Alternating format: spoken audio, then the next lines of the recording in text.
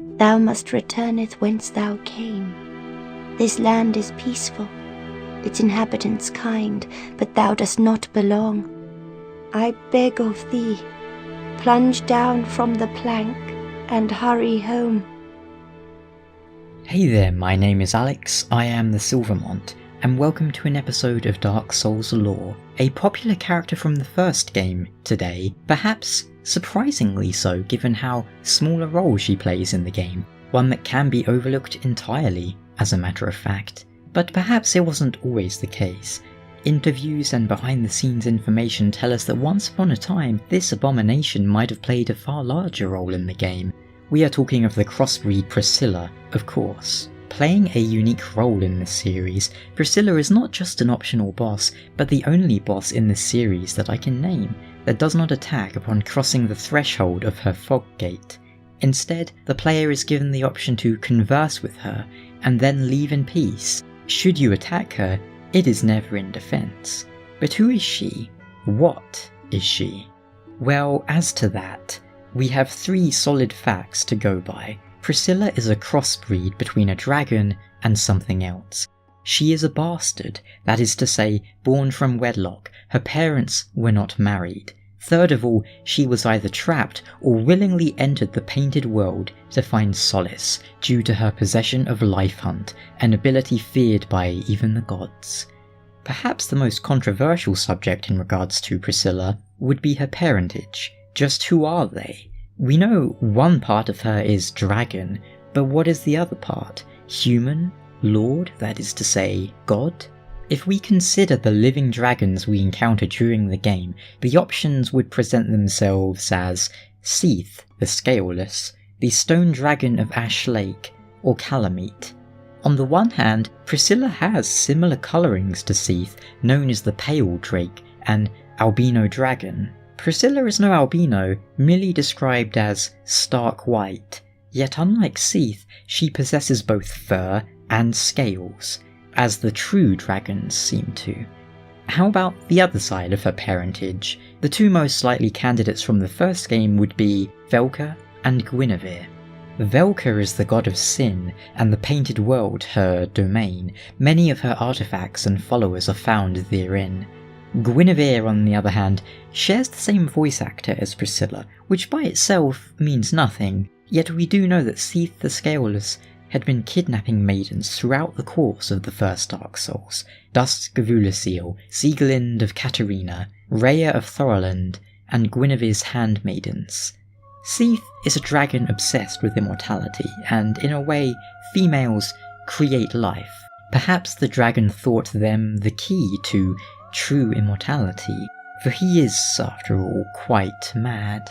It is not beyond all possibility that Seath's experiments with Guinevere, or her handmaidens at the least, resulted in the creation of Priscilla. There is something else to consider though. What if Priscilla's mother was a dragon and her father the humanoid? Dark Souls 2 introduced us to the Emerald Herald, a woman born of dragons contrived by men. And more pertinent here, Dark Souls 3 introduced us to Yorshka, a female with more than a passing resemblance to Priscilla, who refers to Gwyndolin as her elder brother, and Gwyn as her father. Whether or not they are truly blood related, there's much to consider from that.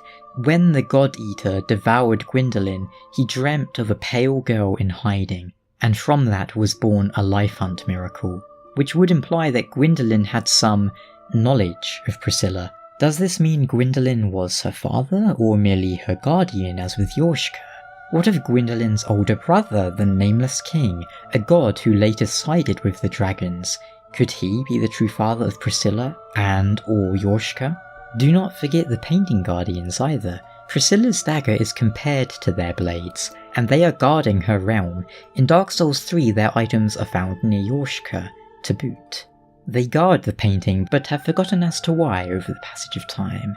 Yet, their armour has considerable resistance to magic, and as you're no doubt aware, Seath the Scaleless is the grandfather of magic, of soul sorcery. On top of that, Gwyndolin leads the Darkmoon Blades, a covenant of Velka, whose presence is large in the painted world.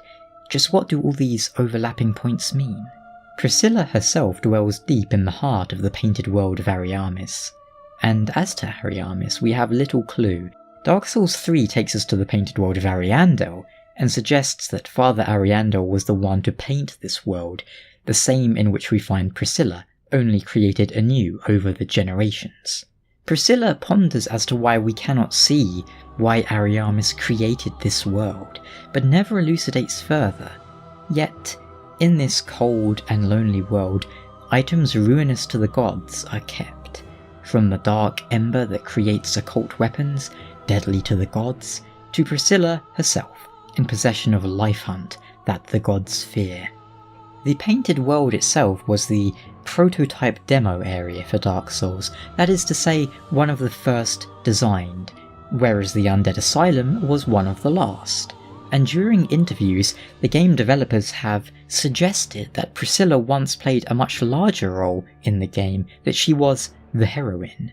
Just what exactly that means they have never elaborated upon, but my assumption is that Priscilla once played the role of the Maiden in Black, like the Emerald Herald, the doll, and so forth. She would have been the Maiden in White. We would speak to her, and she is the one who would level us up. In feeding souls to her, their power would coalesce inside of her, allowing us to tap into her life hunt ability, growing stronger as the game progressed, and granting us the strength needed to destroy the gods. That is of course mere supposition. As to Priscilla, the game contradicts itself perhaps at times as to whether or not she is willingly there. The Life Hunt Scythe describes her as being trapped inside the painted world, suggesting she is so for the gods feared her. Yet the peculiar doll tells us there once was an abomination who had no place in this world.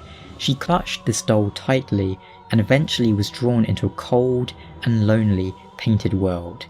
Cold and lonely, so what of the other inhabitants of the painted world? Did Priscilla wish them into being to keep her company? Or were they lost, forlorn souls drawn into the painted world as a refuge? Sullivan from Dark Souls 3 was born inside the painted world and escaped as he had no use for it, which at least lets us know that some lifeforms are native to the painting. As to why Priscilla considers them kind? Are they kind to her, she having known no other friends, or does she merely see them through a different lens than we, who conquer and pillage all in our path? Whatever the case, Crossbreed Priscilla is an enigmatic presence in the Souls games, playing so small a role, yet the topic of so much debate. Why could thou not let us be? Didst thou not see why Ariamis created this world?